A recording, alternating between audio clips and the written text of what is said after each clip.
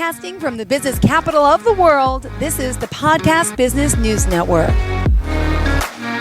We are back with our professional of the year, and of course, Jim Ramsey, that is. Aletheia Marriage Counseling is the name of his company. He's here helping, especially serving Montana since 1979, but he is helping those abroad here with the Zoom. And, are you afraid you will never grow old together? Losing your close love feelings? Contact him today because that is his specialty. And again, he is a research-based marriage counseling in Montana, and he really has a research-based approach. So we're excited that he's here joining us once again live on the show. Don't forget his YouTube channel and his website, Aletheia, spelled Aletheia, marriagecounseling.com. Also does Christian counseling, let alone the counseling services for women, men, couples, premarital, divorce. You name it, he does it. And that was a long introduction. Jim, always a pleasure. Well, it's good to be here.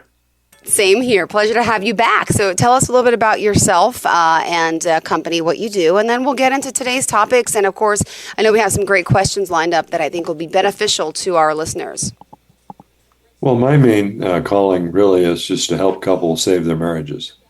And I think that I can't think of anything I'd rather do. I can't think of anything more important, especially in our culture where so many people are struggling, to be able to find that safe place together and feel secure and know that you're loved and be able to be happy the rest of your life together. Oh, it's a beautiful thing that you do. And we've had some great conversations over the past few months about this. And you're really helping enlightening, couples. They're each, unique perspective, male, female, and what that's like. Even today, I know we're going to start off by talking a little bit about finances, right? So that's could be, a very difficult conversation for some. So let's start with, how about the basic question of what do you think are the best ways for couples to discuss finances? Well, I think the very most important thing looking at this subject is that people have different backgrounds and people have different skills and different abilities and different ways of looking at things. And I would say finances and child rearing are the two things that people have the most conflict about. So the first thing I'd say is work on your mindset. Think of yourself as partners in a business. The moonlight business is your family, And I think it's a good idea to have a weekly meeting where you sit down for at least an hour when you're not overly tired and you're not in a situation where you're going to be interrupted all the time, and talk about your life. Mm-hmm. And that includes your finances. And talk about your children, each one. What child's having problems this week? Why are they having a problem? Basically really get on top of things. But in the area of finances, it's really important to realize that we're running a company here. Partners. And we need to talk really in a very business-like way. We're not going to be taking shots at each other. We're not going to be insulting. We're not going to be trying to control. We're going to sit here and talk about our life and our money and try to make decisions together and stay calm and say, this is how I see it. Talk about your perspective, and they talk about their perspective and what you need and how you feel. They talk about that as well. You respect each other. Mm-hmm. Now, if you get to some kind of an impasse, agree together who's going to be your financial expert that you'll go to for input when you're stuck. Mm-hmm. But don't get into vicious circles where you start feeling insulted and you're demeaned and that sort of thing. Emotions are the main thing that cause problems with being rational. You can't think straight when you're emotional. So you need to figure out a way to be calm. Well, that was a long answer, but no, that's okay. You gotta stick and stay with being calm. That could be something difficult, but breathe, think before you speak, right? Any other advice? Well, really respect each other. You know, you're going to have some differences. One of you is probably going to be a spender and the other one's probably going to be a saver. And so don't try to convert them to be like you. Realize that we need both sides. We are complementary. There are times when we need to be willing to take risk and spend. There are other times when we need to be cautious and save. And the more you realize that we are a team, and it's not a matter of who's right and who's wrong, it's how can we use both of our experience and both of our intelligence. Well, let's also move down our list. And for today, listen up. We're talking more about finances and how can you really work together as a couple to achieve your financial goals, especially like you said, if one is the spender, one is the saver. Well, I think the thing is to have goals. A lot of couples just kind of fly by the seat of their pants, set goals. What do we want to buy in what time period? And what do we want to accomplish within a year financially? What do we want to accomplish in 5 years? Begin to talk about your future and begin to set achievable goals and celebrate when you get one of them accomplished, and then make other goals and do this together. Otherwise, you're just kind of flying by the seat of your pants, and you're not going to get very far that way. You need wings, you know. Mm-hmm. Well, also with couples, and can you help avoid financial conflicts? You know, what are some of the things you should do? And by the way, just another question offhand. I've never been married, but I hear, a lot of, couples put their money together. Is that still the case, or are people keeping their money apart, and why? What should we be doing? Well, I think an ideal is, again, think of yourself as a little business, and we have our finances that we're allocating and spending together. But there are extenuating circumstances. For example, let's assume for a moment that both people have lost their spouses in their midlife, and they already are financially secure. And there's certain things that are involved with their adult kids, and there are various kinds of complications that mean it's best to keep their money separate. There are things that can allow for the need for this is what I have, and this is what I have, and this is what we pool together for our expenses here. So I don't think it's a hard, fast rule, but the thing is, you want to honor each other, and you want to trust each other, and you want to think of it in terms of us and ours, as opposed to mine and yours. Perfect. Well, let's also then bring up for those couples that may have different spending habits, how do you manage that? Because, most of the time, I'm hoping there are some two savers out there or two spenders together, but I've heard of most stories how it's usually one or the other. Opposites attract, they say, right? Yeah, it's pretty typical to have that difference. And it could be a balancing thing. Like I say, think of it as we're basically fitting together, We're complementing each other rather than competing with each other. But coming back to your question, I think you want to just try to have a happy medium. Also allow for individual freedom. Maybe each of you carry around $100 a month or something that you can spend any way you want. Mm-hmm. Or you can also have a situation like I can make a unilateral decision up to $500 or up to $100 or something of that nature. Have your policies. And again, if you start reaching an impasse, have some expert that you both agree on that you consult and you agree that will go along with their input. In other words, you don't want to have one of you being the superior one. We're both doing the best we can, but if we don't know quite what we need to do or we can't reach an agreement, let's have somebody that we can turn to. And even, pay them something once in a while if we need to have input on what to do, rather than get into a spiraling vicious circle of conflict. Got it. Well, also, let's point out that, couples sometimes handle stress of finances differently, too. Just to bring up this case on Long Island, where I'm from, I don't even know their names, but there were some rich millionaire out in the Hamptons who was married, had the kids, beautiful, everyone thought beautiful life, right? Next thing you know, he committed suicide, and only to find out that he had $8,000 left in his bank account, and he was like 30-something million in debt. Left his family, just like, wow, right? Wow, to handle that. That's how he handled it, unfortunately, but that's the extreme. But those things do happen tragically, right? If you're scared to tell your spouse that you're in debt, Mm-hmm. Well, it's very important that you face reality together. We're in this together.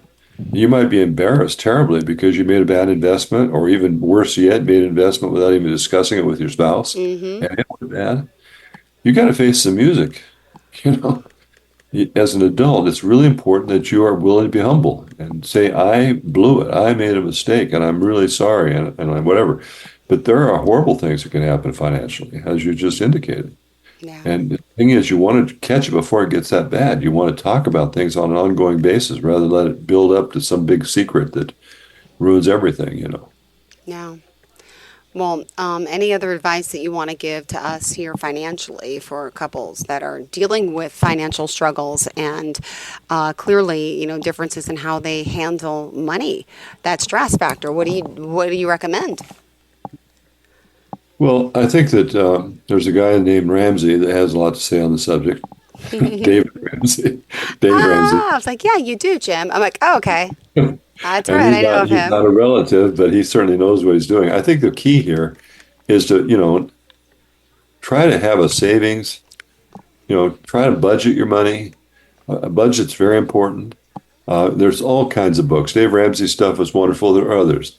But go to some kind of an expert and get some kind of a system that you can both agree on and work on.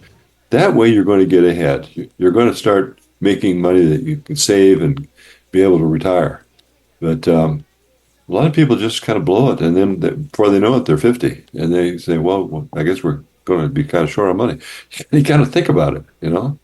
Yeah, very important. I'm assuming as a couple, definitely you have to talk about finances. Some people don't, and that could lead down some horrible paths, which I'm sure you can attest to as well. I've had family, friends who aren't open about things, realizing there was more debt than thought, and that causes a lot of headache and cause divorce. I mean, a lot of conflict.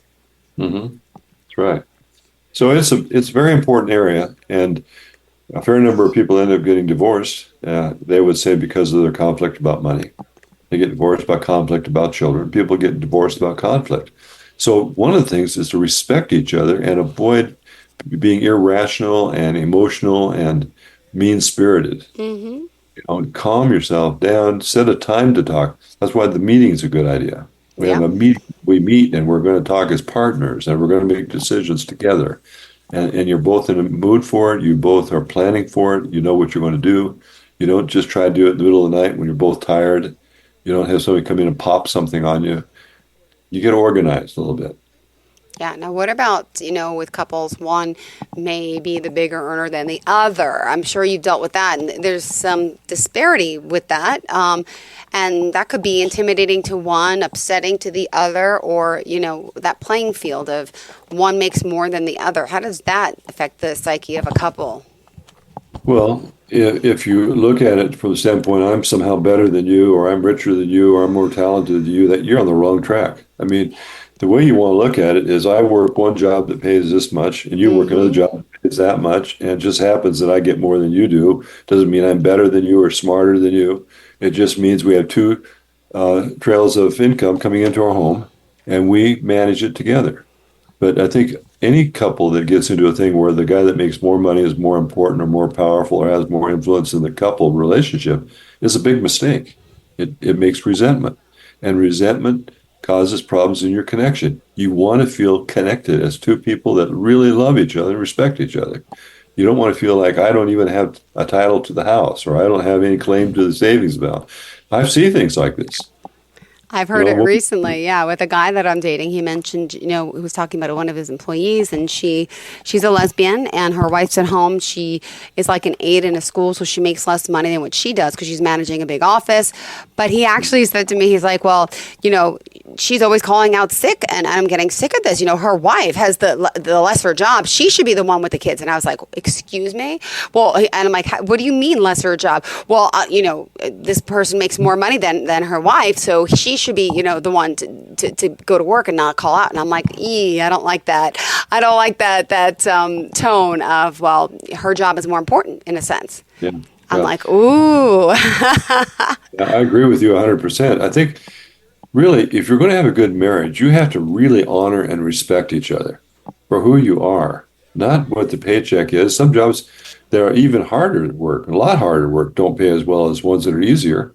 You can sit at a desk and not stretch your muscles or have bruises or pain at all and make more money than the guy that's out doing horrible hard work, So we just need to respect each other, love each other, support each other, and enjoy each other and get off of these kinds of things that are all centered around me. Selfishness is a great enemy to marriage.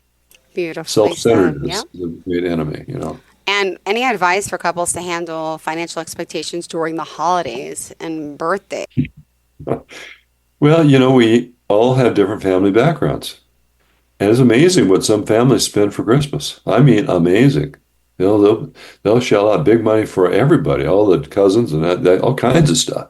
And you might have come from a family where your family members didn't give gifts to each other, And So I think it's going to be important to kind of get a drift about this while you're dating until you get a little idea what's going on. But you got to talk about it. You really have to talk about it. Can we reach a compromise? Maybe we're not going to spend as much, we're not going to spend as little, but let's agree what we are going to do. And if it comes down to it, I think it's better to go on the generous side than be the Scrooge at Christmas, But there are big differences. Yeah. Oh, well, I love that. What about saving like buckets? They have like bank accounts now have those saving buckets. You should put some money away during the year so it doesn't come as a hard hit. I think that's a wise idea. Sure. Yeah. And I think, for example, when you have a budget, you need to be budgeting for Christmas and birthdays too. That's part of the budget.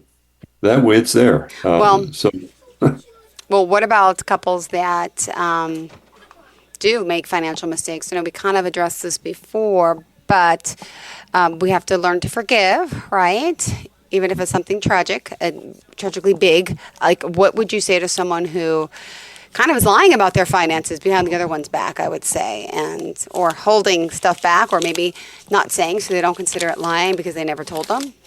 Withholding information, maybe we could say, Jim? Yeah. Well, all that, of course, is wrong. It's bad news. You don't do that kind of stuff, but people do. And I think, again, we want to try to be as loving and forgiving as possible. But it's important that we really honor each other by being truthful and honest and inclusive and not make big decisions by ourselves and take risks that the other person doesn't even know about. But, people get into all kinds of trouble because of money, including health issues, depression and anxiety and all kinds of things. They're taking medication and seeing the doctors about it and can't sleep at night. And all these things are difficult. And it's difficult to even try to help your spouse that's having the problems because you don't want to have them think of you're trying to be a health expert. Everybody wants to be the expert on food or child rearing or money or health. And in the Gottman research, they found of the four horsemen, that is the major conflict people have, the one that is the most damaging is the one we call contempt. Oh. If you feel like your partner is showing you contempt, like I'm superior, I'm wiser, that could be that really, really is hard. It's under my skin. It's bad news. Yeah.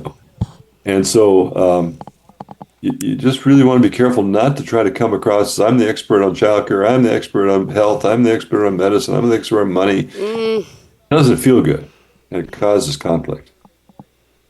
I've had an attorney ex-boyfriend who was like that. Yeah, interesting. The know-it-all in the relationship. You have to have room for both. Mm-hmm. Oh, my goodness. Well, let's talk more about finances in general, right? They say for better or for worse. What if things really go worse? Have you dealt with couples who are really facing, poverty or not able to pay their bills and how that's affecting them? And some want to separate, maybe divorce because of it. That's right. That happens. That's why I think the Judeo-Christian ethics that we've had as a country down through the years that are now being challenged by all sorts of me-centered philosophies really are necessary sometimes when you get in these hard times. What happens if you're married and your wife gets paralyzed from the neck down when she's 23? You're going to divorce her? What are you going to do? What happens if you go bankrupt? We're going to say, I'm out of here. Or we're going to work together to somehow start again. So I think being other-centered, being loving, being kind, being forgiving, being patient are really important. And our culture gets so involved in just doing and having, and we're not as relational as we used to be. We're not as caring as we used to be. We're not as kind as we used to be. And we're reaping the whirlwind as a result of that. And we need to get back to our core values, get back to the way we're supposed to be acting. Well, we still have another 10 minutes left in the show, and I didn't know if you want to continue discussing finances with couples or maybe some other common things that you're finding with your couples, and especially around this time of year. I would think finances would come into play. You're right, end of the year coming up, the holidays. What else did you want to elaborate on? Well, I think one of the things that I think is a good idea, and I've done it myself, I think you as a couple need to take a week once a year just to go somewhere by yourself. And you get babysitters line it all up, but you're gone for a week. And I don't care if you're in the woods somewhere in a tent, or if you're on a cruise ship, or you're at a resort, wherever you are, you're alone and you go. Now, during that time, you need to look at the next coming year. What are we going to do next year? What are we going to do financially? What are our goals? And then start talking again about 5-year goals and that sort of thing.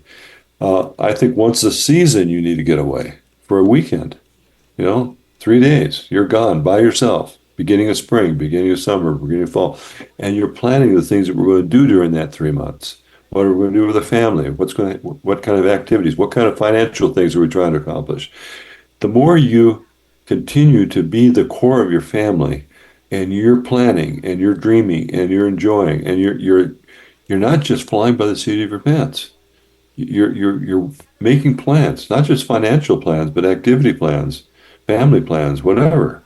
Where you need to do that.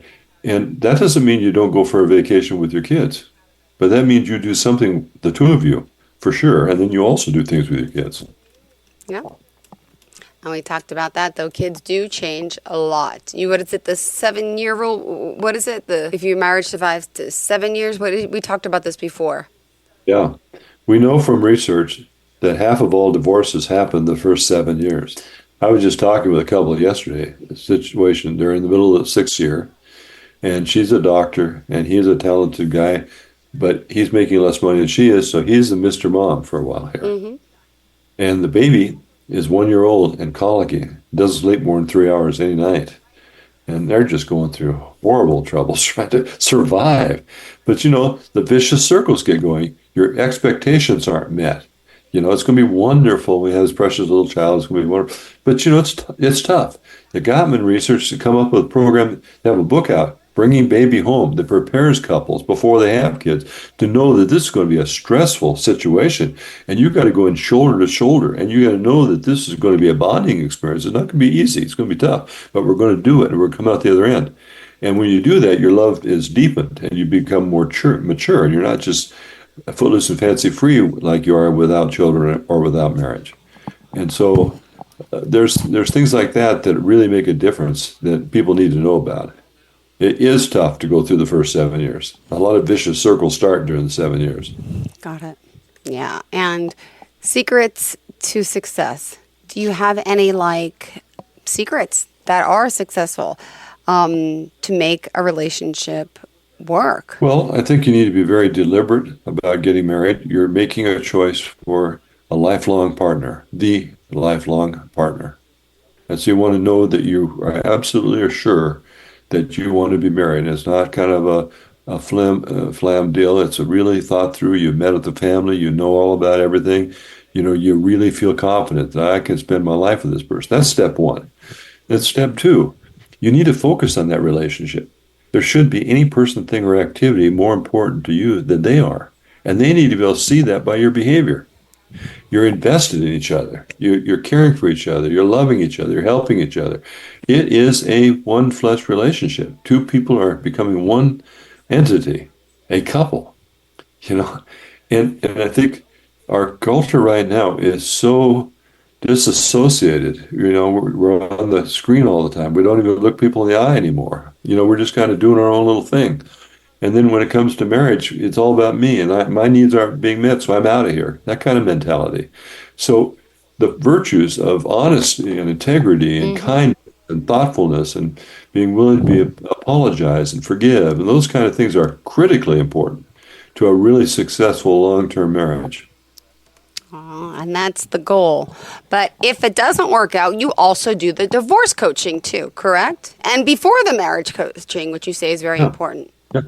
Yeah. So, for example, if people are thinking about getting married, it's a good idea to meet with a person like myself that is familiar with the research and can kind of give you a premarital program on steroids, really help you to look at everything before you get married. That's a very smart thing to do.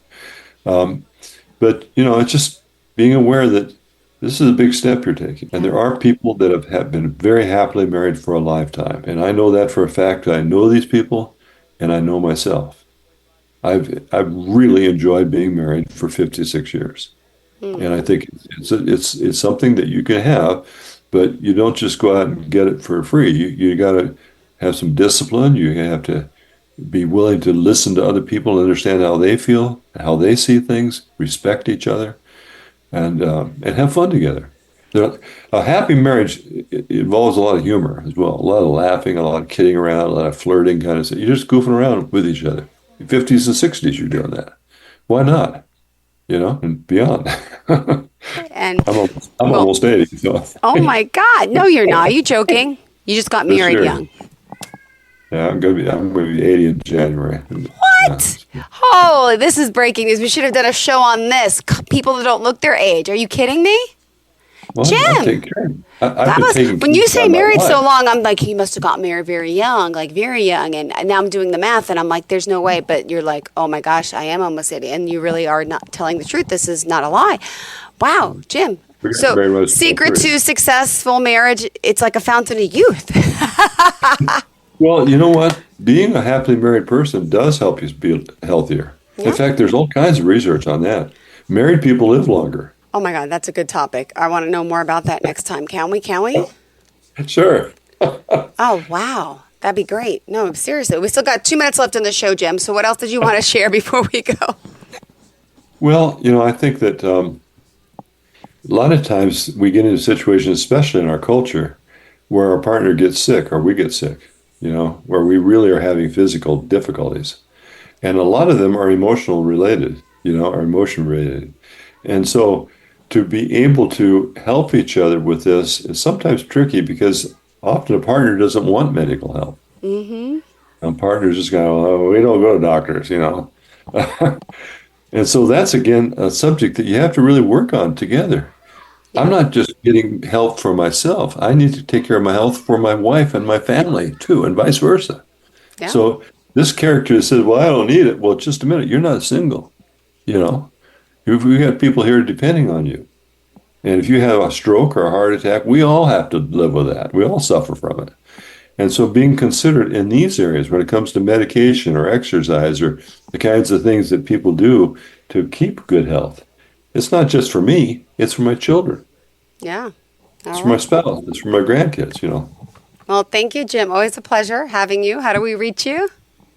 Well, give me a call if you like. My phone number is 406-370-3515. And I'll either pick up or you can leave a message and we can talk and see what I can do to help. Beautiful. Thank you so much. Pleasure having you back as always. And we'll talk again next time. Thank you, Jim. When is your birthday? January 23. Oh my gosh, I'm January 10th. Oh my goodness. So I'm going to know you when you turn 80, I hope. Oh my goodness. God bless you. I want to know some statistics and facts about this, aging better and for what it does to longevity with your life, being in a loving marriage. This is great stuff. But whatever else you want to talk about next time, I'm not here to dictate your show, but I could also give you some input. Thank you. Thank you, Jim. Always a pleasure having you. We'll talk next week. Okay. Bye-bye.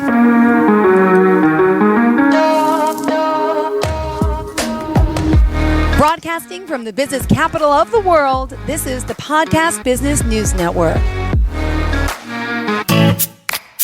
Hi, this is Terry Crews, actor, former football player, game show host, father of 5, and all-around big dude. I'm also an expert on drama. I know all kinds of drama. There's the good kind that comes with having a house full of kids. There's the bad kind like season-ending injuries. There's the necessary kind like having an agent in Hollywood. And there's silly drama, like the drama around my percolating pectorals. And then there's the drama you can skip. Skip the drama that comes with not having your high school diploma or equivalency.